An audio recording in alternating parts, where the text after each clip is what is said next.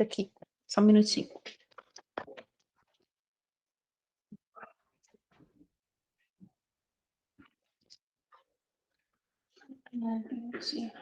Bom dia, Valéria.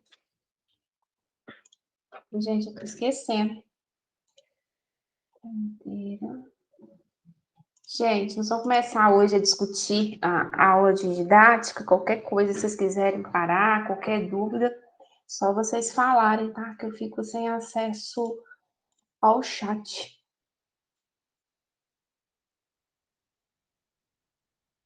Então, gente, hoje a gente chega na nossa segunda aula da disciplina de didática.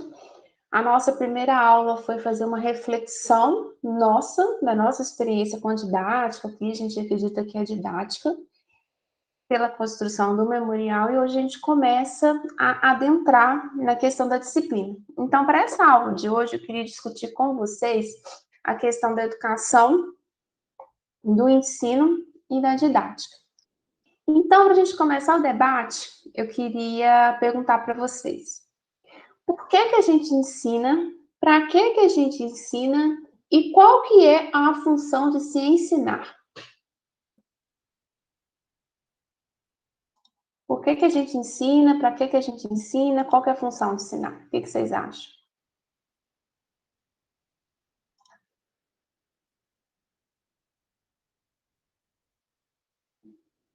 Se vocês tiverem que ensinar alguma coisa para alguém, por que vocês vão? Ah, vou ensinar para alguém tal. Por que vocês vão ensinar?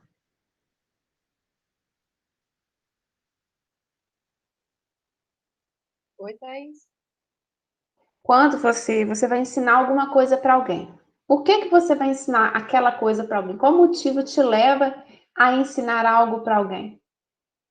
Olha, eu acho que é tipo para passar o conhecimento adiante para outra pessoa. Tipo, Sim, você quer passar alguma coisa para essa pessoa, por isso que você vai ensinar, não é? mas tipo, eu acho que é isso mesmo. Eu não consigo pensar em outra coisa. Tipo, você vai passar um conhecimento que a pessoa às vezes está precisando ou não. Mas alguém quer completar a fala do Lucas?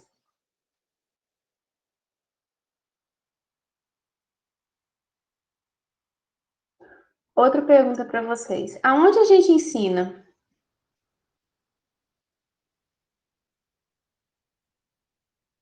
Onde?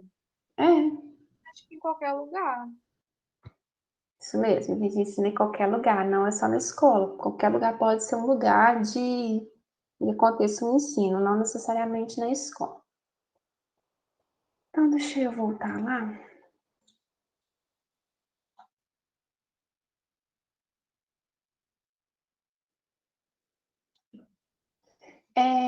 Eu trouxe o recorte desse texto aqui, eu acho que alguns de vocês vão se lembrar dele. Ele está naquele livro que a gente leu semestre passado, o que é Educação, da coleção Primeiros Passos, mas eu trouxe para a gente poder refletir um pouquinho sobre o conceito de educação. Por ocasião do Tratado de Lancaster, na Pensilvânia, Estados Unidos, no ano de 1744, entre o governo da Virgínia e as 6 nações indígenas, os representantes da Virgínia informaram aos índios que em Williamsburg havia um colégio dotado de fundos para a educação de jovens índios e que se os chefes das 6 nações quisessem enviar meia dúzia de seus meninos, o governo se responsabilizaria para que eles fossem bem tratados e aprendessem todos os conhecimentos do homem branco. A essa oferta, o representante dos índios respondeu: apreciamos enormemente o tipo de educação que é dada nesses colégios e nos damos conta de que o cuidado de nossos jovens durante sua permanência entre vocês será custoso. Estamos convencidos, portanto, que os senhores desejam o bem para nós e agradecemos de todo o coração. Mas aqueles que são sábios reconhecem que diferentes nações têm concepções diferentes das coisas, e sendo assim, os senhores não ficarão ofendidos ao saber que nossa ideia de educação não é a mesma que a nossa. Muitos dos nossos bravos guerreiros foram formados nas escolas do norte, e aprenderam toda a vossa ciência. Mas, quando voltam para nós, eles eram mal corredores, ignorantes da vida da floresta e incapazes de suportar o frio e a fome. Não sabiam como caçar o veado, matar o inimigo e construir uma cabana. E falavam a nossa língua muito mal. Eles eram, portanto, totalmente inúteis. Não serviam como guerreiros, como caçadores ou como conselheiros. Ficamos extremamente agradecidos pela vossa oferta e, embora não possamos aceitá-la, para mostrar a nossa gratidão, oferecemos aos nobres senhores da Virgínia que nos enviem alguns de seus jovens para que lhes alguns de seus jovens que lhes ensinaremos tudo o que sabemos e faremos deles homens. Extraído de um texto escrito por Benjamin Franklin. Então, eu pergunto para vocês, relembrando essa resposta da carta sobre a recusa de oferta de educação, que conclusões que a gente pode tirar desse texto? O que esse texto nos mostra? O que chamou a atenção?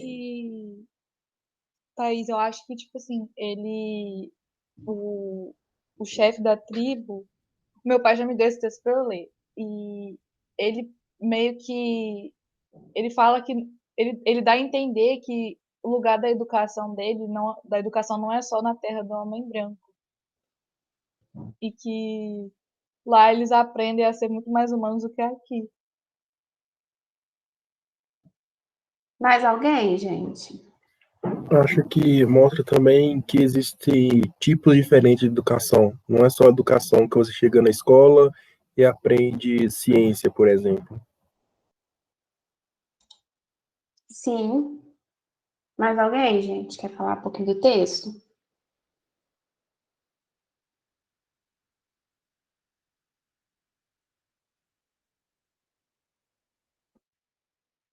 Quando a gente volta, logo no começo do texto, deixa eu voltar aqui, que ele fala da questão de enviar indígenas para as escolas dos brancos, eu acho que, de cara, isso me lembra um processo que a gente já viveu na história do Brasil.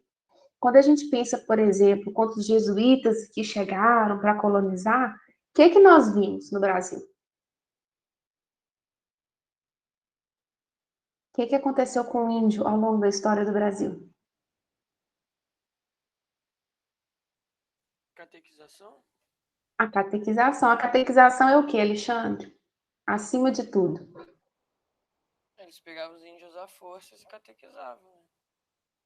O índio vivia a fé católica igual o homem branco? Não.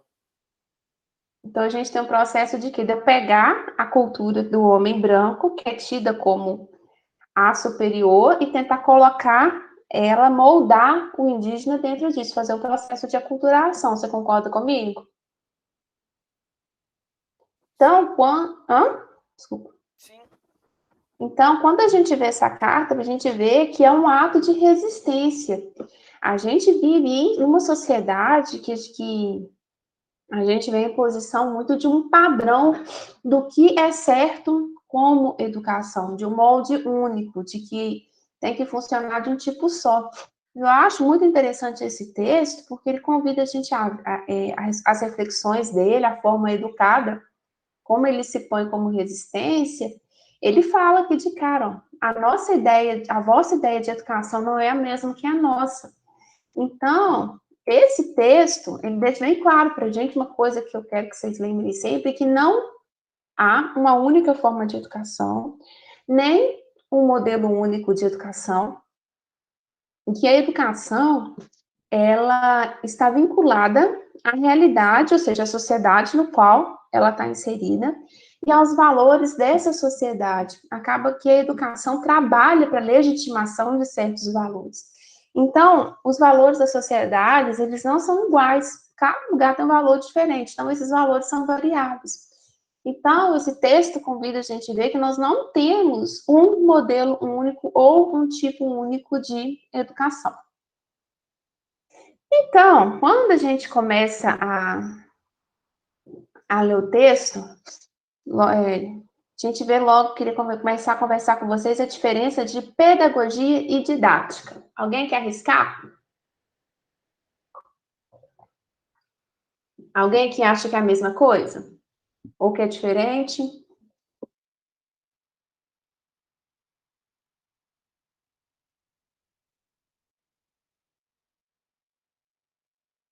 Pedagogia, didática. Ninguém, Eu gente? acredito que a didática esteja dentro da pedagogia, né? Pelo caminho, mas alguém?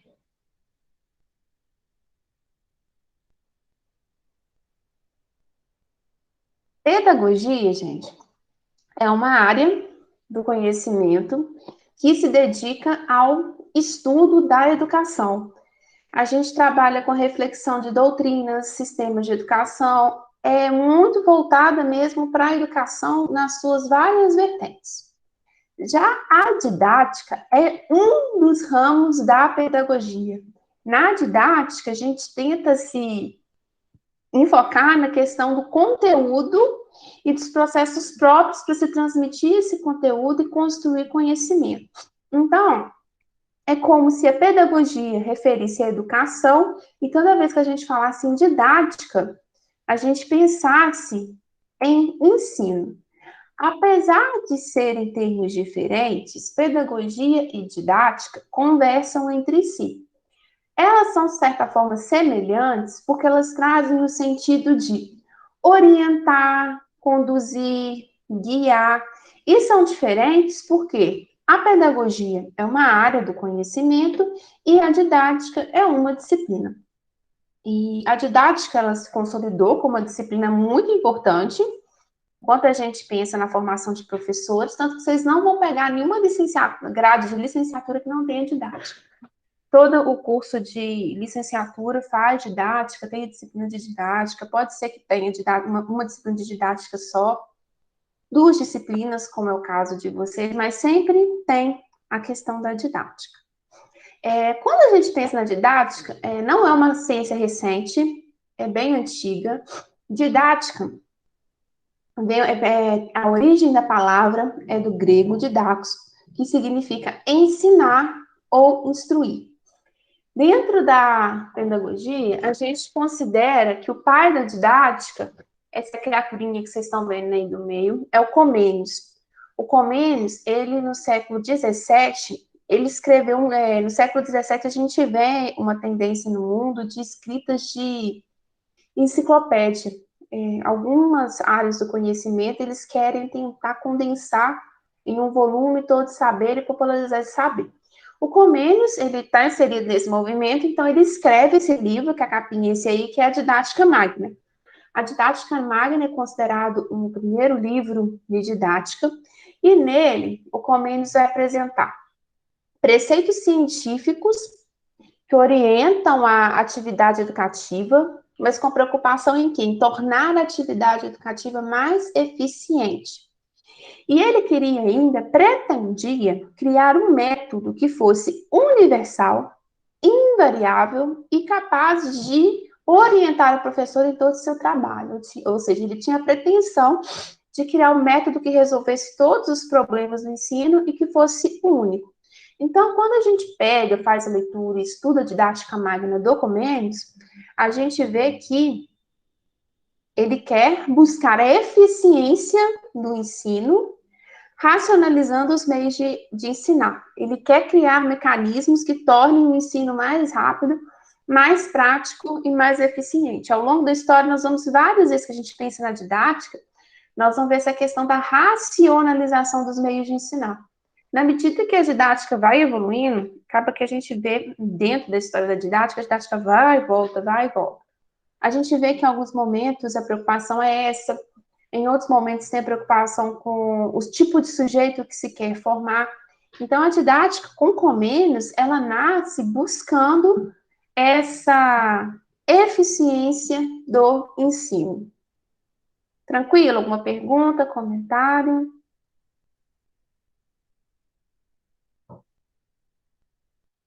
Então, o Comênios, quando ele vai escrever na Didática Magna, ele quer criar meios para quê?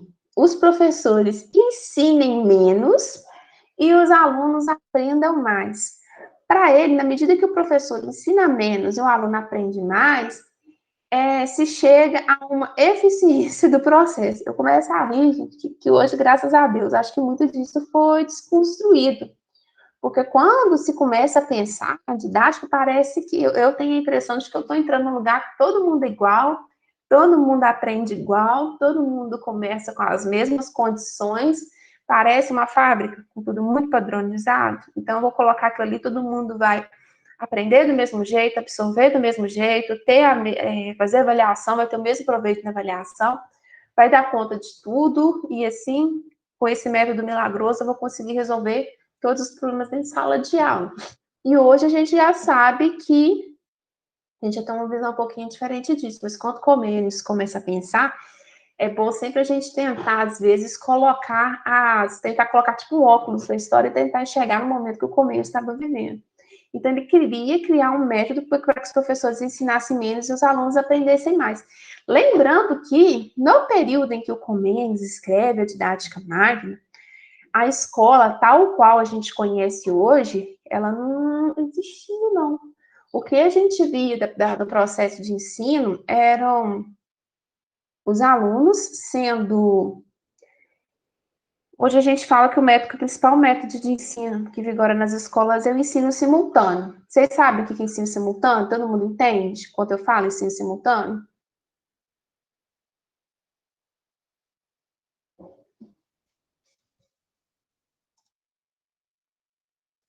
Até achei que eu tivesse caído. O que vocês entendem por ensino simultâneo?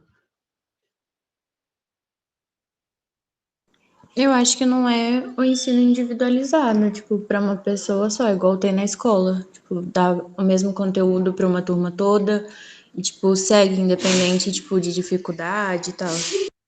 Então, ensino simultâneo é o que a gente está tendo aqui agora. Eu estou dando o mesmo conteúdo para todos vocês, no mesmo tempo, no mesmo horário, no mesmo espaço. O ensino simultâneo, ele não existia. O que existia era o ensino individualizado. Mas não era individualizado no esquema de, por exemplo, um aluno, professor, tipo professor particular, não, nada disso. A gente tinha, ai, gente, eu vou na palavra. As classes não eram homogêneas. Classes, o que eu chamo de classes homogêneas? Está todo mundo dentro do mesmo espaço, dentro daquela disciplina, todo mundo tem mais ou menos a mesma base de conhecimento. Na turma de licenciatura em biologia, todo mundo já tem que ter passado no ensino médio para entrar na licenciatura em biologia. Não, nas primeiras formas de organização da escola, é tudo muito misturado. Eu tenho um aluno que está aprendendo a ler e escrever, no mesmo espaço de um aluno que já está como se fosse lá no 5º ano, um aluno que domina as contas, outro que não sabe conta, e o professor, nessa heterogeneidade, tem que dar conta de todo mundo. Não eram muitos, mas tem que, daquele período ali que a aula dele está funcionando, ele tem que dar conta de atender um, atender outro. Então, como tem nesse ensino individualizado, os críticos do período, eles escrevem que o professor, ele conseguia dedicar uma média para cada aluno uns 10, 15 minutos do período que o aluno estava ali. Então, aí dava assistência de 10, 15 minutos para um, pulava para 10, 15 minutos para o outro, pulava para 10, 15 minutos no outro, numa mesma, pensem numa ideia de uma mesma sala de aula, um monte de gente misturada. Imaginem que vocês estão na sala de aula do ensino superior, no mesmo espaço tem um aluno que está alfabetizando, no outro tem um de 6º ano, no outro tem outro de ensino médio, e um professor para dar conta dessa salada toda. Isso era o ensino individual. Então, o Comênios, ele escreve... Thaís. Oi. Mas hoje em dia tem um pouco parecido com isso, que é a sala multisseriada, né? Tem. São poucas, mas ainda existem, né? Eu fico assustado com isso. É assustador, uma sala multisseriada. Eu concordo com você, é assustador. Porque você propor a proposição do ensino simultâneo no Brasil com classes homogêneas foi uma coisa muito bem sucedida, pegou e a gente vê isso estendendo por toda a nossa rede de escolarização. Sobretudo em escola rural, a gente tinha essa questão do multisseriado, mas, eu dando spoiler da outra disciplina, nós vamos ver que no Brasil a gente teve um período de que as escolas rurais, elas quase não existem mais. Parem para vocês, pensa para vocês, quem convive em região rural, quase não vem. Os alunos, antes a gente via o professor indo para a zona rural para poder dar aula, e o professor tinha essa turminha multisseriada. Hoje a gente já vê o contrário, a gente vê o aluno da zona rural vindo para a cidade estudar. Vocês já repararam esse movimento? Sim, Thaís. Depois, na estrutura de funcionamento, nós vamos discutir essa política pública que aconteceu. Aí eu pedi, voltar lá no slide que eu lembro. Então, quando o Comênides pensa essa ideia dele de querer que os professores ensinem menos e os alunos aprendam mais, uma eficiência no processo, é nesse processo de ensino-aprendizagem que é uma coisa muito louca, tudo junto e misturado. Então, o Comênides, ele coloca a didática como uma arte, um saber, um ofício, e ele quer a necessidade que o professor seja um profissional especializado, um professor que conheça os métodos e meios de ensinar. Lembrando que a construção da figura do professor, tal qual a gente tem hoje, professor tem que fazer faculdade, tem que ter domínio diplomado, isso é uma coisa muito recente da nossa história. Até um certo período, quem soubesse ler, escrever e contar, podia ser professor. Não tinha essa preocupação com essa formação dos conhecimentos pedagógicos, dos conhecimentos de educação. Achava-se assim, você sabe ler, escrever, contar, você domina esse conteúdo, você pode pegar, entrar na sala de aula e virar professor. Então, quando a gente vai lendo a didática magna, começando a entender essa linha de pensamento do Comênides, a gente vê duas situações. A primeira aqui, o ensinar, sendo um verbo que rege a profissão do professor, e a outra coisa, que é uma coisa que me mata de ódio, quando a pessoa fala, é professor por vocação. Ô, gente, ninguém é professor por vocação, não. Ninguém um dia nasceu com todos os conhecimentos, todos os saberes, todos os dons para ser professor. Você pode se identificar com uma coisa ou com outra, mas você não nasce sabendo o conteúdo que você vai dar aula, como você vai dar aula, lidar com todas as situações que acontecem dentro de sala de aula, dentro da escola. A gente é formado no dia a dia da causa. Você precisa de ter uma fundamentação teórica para você entrar dentro da sala de aula. É como qualquer outra profissão. Você precisa.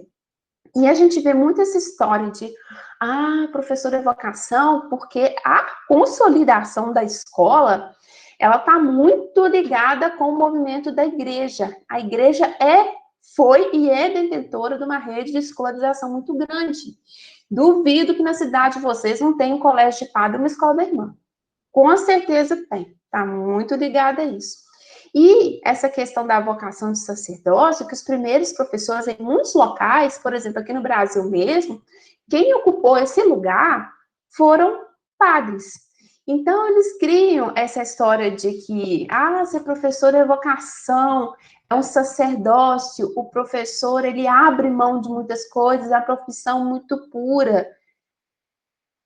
Balela, mentira. Eu fico muito brava com isso, porque para você ser professor, você tem que saber das coisas, você tem que ter domínio por exemplo, vocês são professor de biologia, vocês vão estudar um monte de coisa da área de biologia, vocês podem não atuar em sala de aula, mas vocês precisam de ter o domínio do conhecimento da biologia, você precisa de ter o domínio de como ensinar, saber ensinar, usar ferramentas diferentes. Você não nasce professor, você vai se formar professor, você se torna professor. E outra coisa que me deixa mais brava ainda é que todo mundo dá pitaco na educação. O padre dá pitaco na educação, o médico dá pitaco na educação, o economista dá pitaco na educação, todo mundo fala, mesmo sem ter a formação, sem ter conhecimento da causa, todo mundo dá pitaco na educação. Agora, vai um professor dar pitaco no trabalho do médico, o professor é louco, o professor está saindo da caixinha dele, vai o professor dar pitaco no que o engenheiro está fazendo. Não pode, mas todo mundo dá pitaco na profissão do professor. Então, essa questão desse discurso de que é uma vocação, que o magistério é uma vocação, acaba que ameniza essa questão de que não, o magistério, ser professor, é uma profissão. Eu preciso ser formada para poder ocupar essa profissão.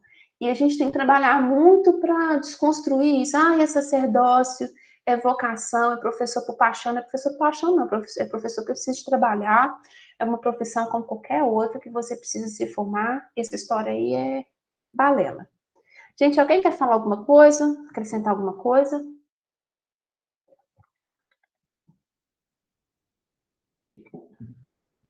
Não? Sai para frente, então. Então, gente, aqui, nessas duas imagens, eu trouxe para vocês duas situações que a gente pode pensar que são situações de ensino. A gente tem, primeiro, a representação de uma sala de aula, e segundo, de um grupo de estudos, um grupo de trabalho, alguma coisa assim.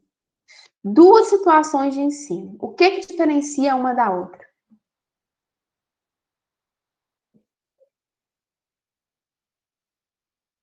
O que diferencia uma da outra, gente? Pensem. A gente tem uma sala de aula e um grupo de trabalho, um grupo de estudo, não sei. O que diferencia um do outro? Na sala de aula tem um professor que encabeça a aula, né? Tipo, ele é o detentor do conhecimento. Já no grupo ali, parece que eles estão meio que trocando conhecimento entre si. Isso. Estamos no caminho. Mais alguém, gente?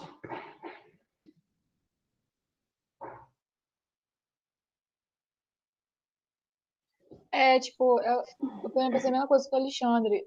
Não tem uma pessoa ali no grupo para poder qualificada para poder ensinar. Então, eles estão ali trocando, mas mais bem na suposição mesmo. Eu vejo como isso também. Um ensino formal e o outro informal. É que um é estudado para ensinar, outros, como diz o Alexandre, tem a troca de ideias. Ninguém é formado ali. Mais alguém, gente, quer acrescentar alguma coisa? É como se fosse métodos diferentes de ensino. São duas situações de ensino-aprendizagem. Uma é uma escola e outra não. A escola, gente, nós vamos estudar isso, a construção da escola de massa, construção do sistema de ensino. Ela é um lugar próprio que você vai para poder, é um lugar próprio de acontecer o processo de ensino-aprendizagem. Esse processo se dá num espaço pensado para tal, vocês veem que tem logo na frente da sala de aula o quadro para exposição de um conteúdo para o todo. A gente tem um professor que vai mediar esse processo. Dentro de sala de aula, o que se ensina é um saber que vem através de uma legislação que é definido dentro do governo, do Estado, o que pode ser e o que deve ser ensinado dentro da escola. A gente trabalha na hora de transmitir saber, a gente usa métodos de ensino.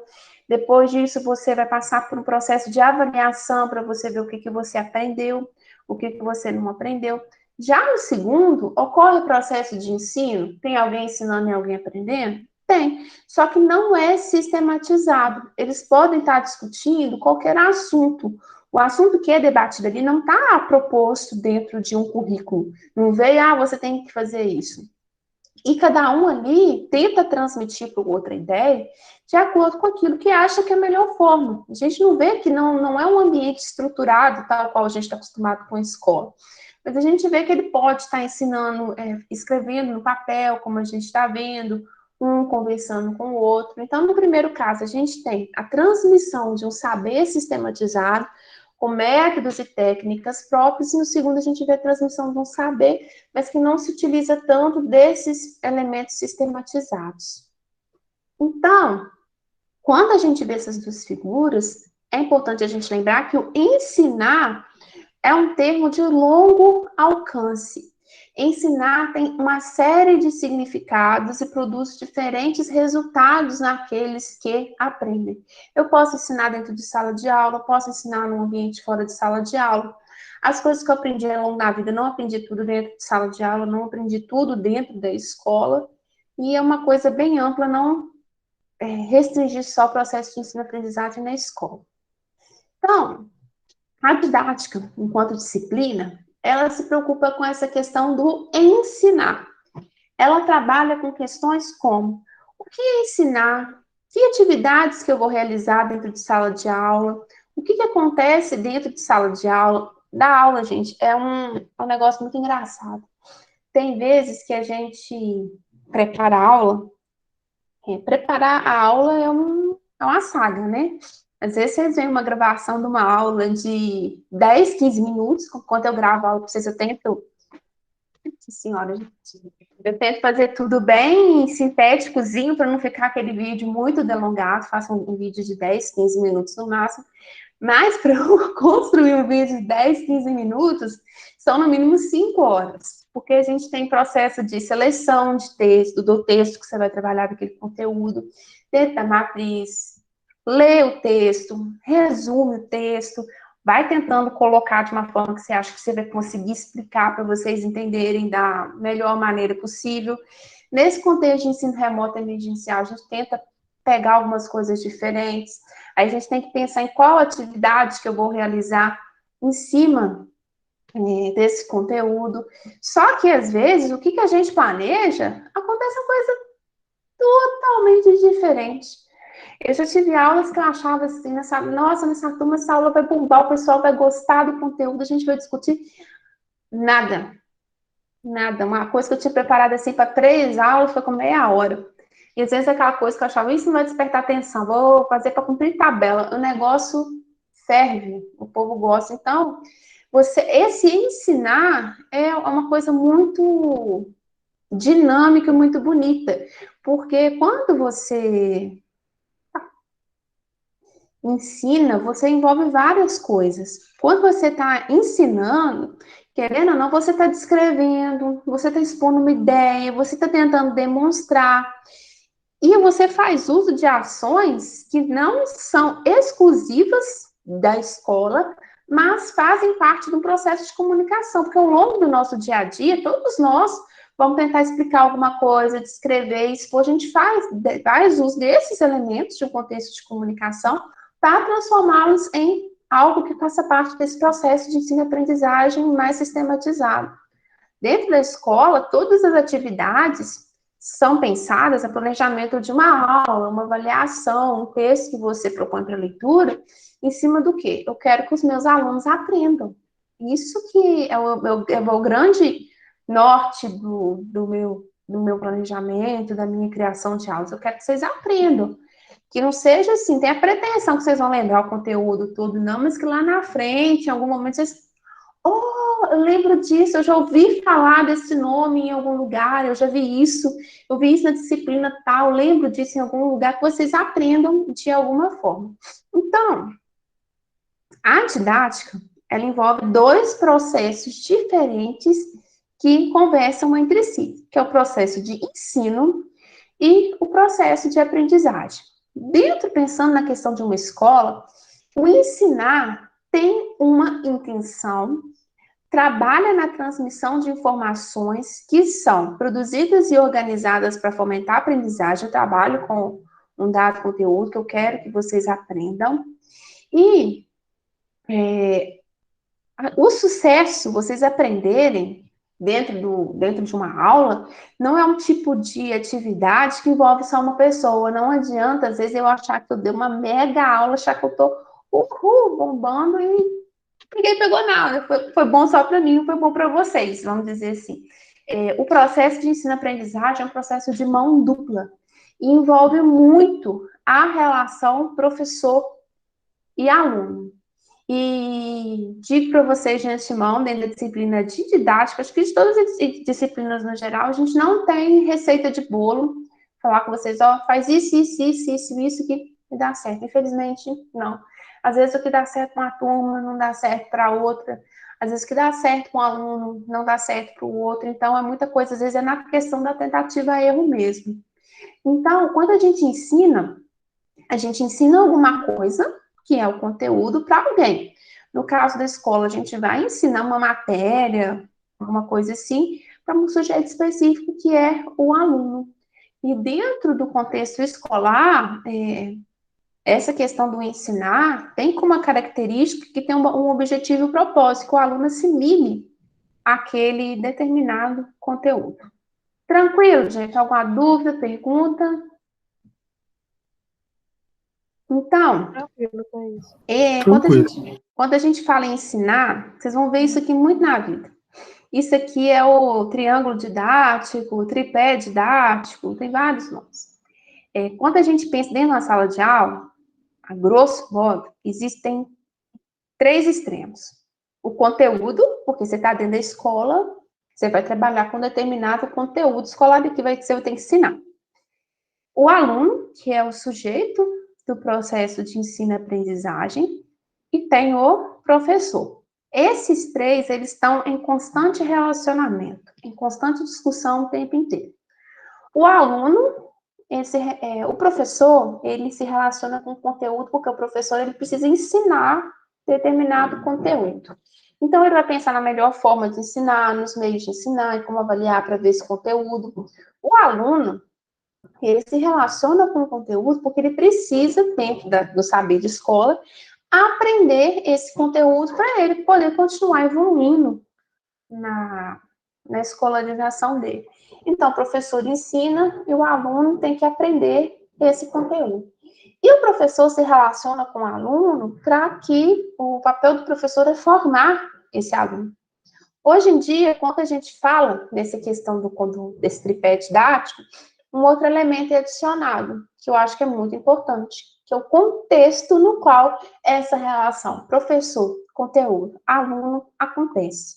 Gente, o contexto influencia demais dentro de sala de aula, dentro do... Nossa, influencia muito, muito, muito. Todo mundo já viveu essa experiência alguma vez na vida, de ter um professor que a turma não gosta. Pessoas podem ensinar bem, mas quando a turma não gosta, o povo faz até abaixo-assinado para poder trocar o professor, tirar o professor. Essa relação, ela se vê, a relação professor-aluno-conteúdo, ela se vê totalmente afetada por essa questão com o professor. Até mesmo agora, se a gente pensar nesse contexto de pandemia, essa relação professor-aluno-conteúdo, ela está muito afetada pela essa questão do acesso à tecnologia, ao acesso ao computador, ao celular, à internet. Então, quando a gente entra dentro de uma sala de aula para trabalhar, ou dentro do Google Meet para trabalhar, o contexto no qual está envolvido, ele é muito importante, afeta muito as relações dentro de sala de aula. Então, quando a gente pensa nesse tripé didático, a gente tem que considerar o que eu vou ensinar, como eu vou ensinar e o que o aluno deve aprender.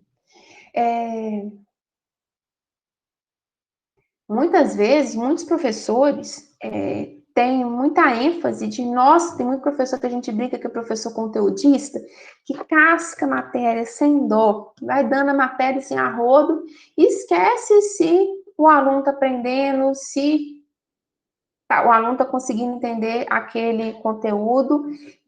Quando a gente vê essa relação de professor muito conteudista, que a gente brinca, que enfoca muito nessa questão de só passar o conteúdo, a gente vê que a relação de ensino-aprendizagem, ela foge um pouquinho de se pensar nessa questão do tripé didático e todas essas vertentes que envolvem. Porque acaba que é uma relação só do professor que quer passar esse conteúdo, dar conta, cumprir, e as atividades que ele realiza, desconsidera todo esse todo que envolve esse processo de ensino-aprendizagem. Tranquilo, gente? Algum comentário?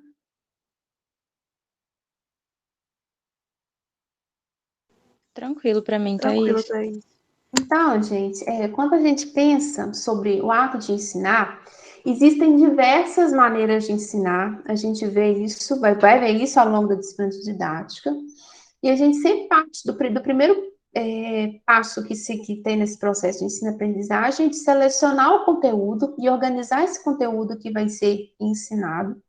E quando a gente fala da questão de uma disciplina que foi um sucesso, que a gente vê que o aluno conseguiu obter sucesso, é o resultado da união do saber técnico do professor sobre a disciplina que ele leciona, sobre o seu trabalho, o domínio do saber pedagógico, e tem também a questão das características pessoais, tanto dos alunos quanto do professor. Quando a gente pensa na relação dentro de sala de aula, a gente nunca pode desconsiderar a relação interpessoal. pessoal, a professor e aluno, e alunos e alunos, porque isso é uma coisa que influencia muito no processo de ensino-aprendizagem. Existem, deixa eu voltar nisso aqui, voltei. Vocês já devem ter oportunidade de, pense na relação aluno-aluno dentro de uma sala de aula.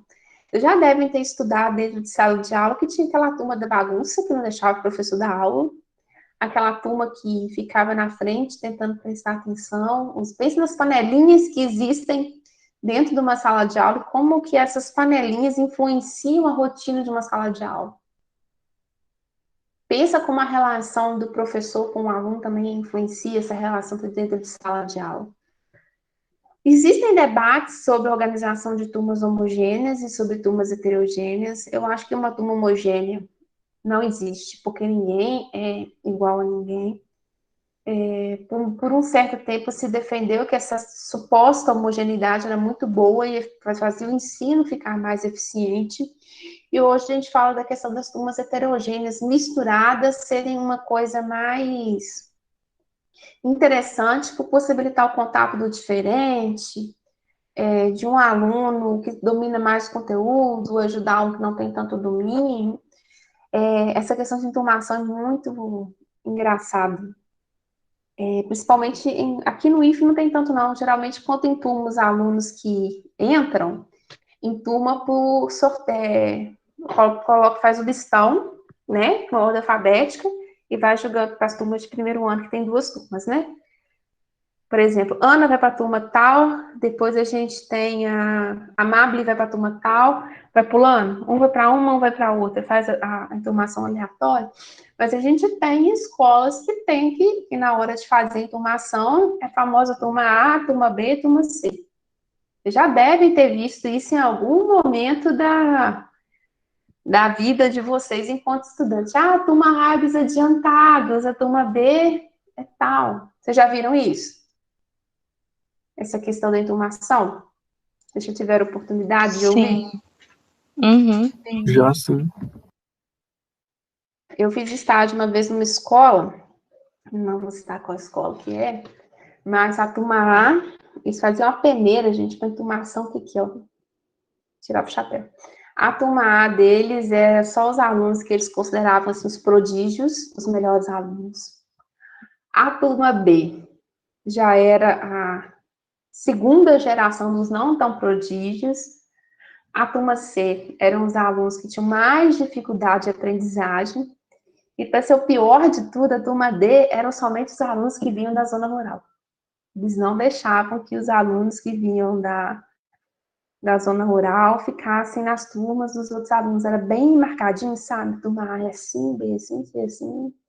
E o pior de tudo é quando vai fazer a divisão dessas turmas, gente. Porque os professores mais antigos de casa, vocês vão sentir, se vocês forem para a escola, vocês vão sentir isso. Professor é uma categoria, gente, que é difícil de mexer. Os professores que já eram mais antigos de casa escolhiam as turmas que iam dar aula. E a turma dele, ninguém nunca queria pegar. Batia um pé, que não queria pegar, que não sei o quê. É muito cruel, gente. Muito cruel. Muito. Sucesso. E as formas também de avaliar. A gente sempre que ensina alguma coisa, a gente tem que tentar avaliar. Avaliar, gente, não somente para poder fazer nota para caber no boletim. A avaliação também é um elemento muito importante para o professor, para ele refletir o trabalho dele. Eu acho, Thaís, na minha humilde opinião, quando uma turma toda zera uma prova, eu acho que isso tem alguma coisa a dizer. Uma turma só, quando você dá uma atividade que todo mundo zera, todo mundo não consegue nota, não é só o zero, porque os alunos não estudaram, não. Eu acho que tem mais coisa aí que isso precisa de ser visto. Então, ver as formas de avaliar e como tentar extrair elementos dessa avaliação. Então, esse aqui já é um outro tripé didático, gente. Vocês veem que tem as 3 pontos, aluno, professor, conteúdo, mas várias relações. Ó. A relação do aluno com o professor, de professores com professores, do professor com conteúdo, de um conteúdo com o outro, que hoje a gente vê muita questão da interdisciplinaridade, os conteúdos dialogarem entre si, do aluno com conteúdo, esse tripé didático que vai ficando cada vez mais interativo. E sem pensar que essas escolhas sobre o que você vai ensinar, como você não vai ensinar, elas não se dão ao acaso, elas não são neutras. Elas vão partir muitas vezes a gente não reflete isso, mas da experiência que a gente teve como aluno, da relação que a gente tem com a sala de aula. Então, gente, eu acho que hoje era isso que eu queria falar com vocês. Vocês têm alguma dúvida, alguma pergunta? Algum comentário? Não, Thaís, foi muito tranquilo. Alguma coisa que vocês querem ver na disciplina de didática que não está contemplado? Essas primeiras aulas agora são mais teóricas, mas depois muda, tá, gente? Nós não vamos ficar assim toda a vida, não.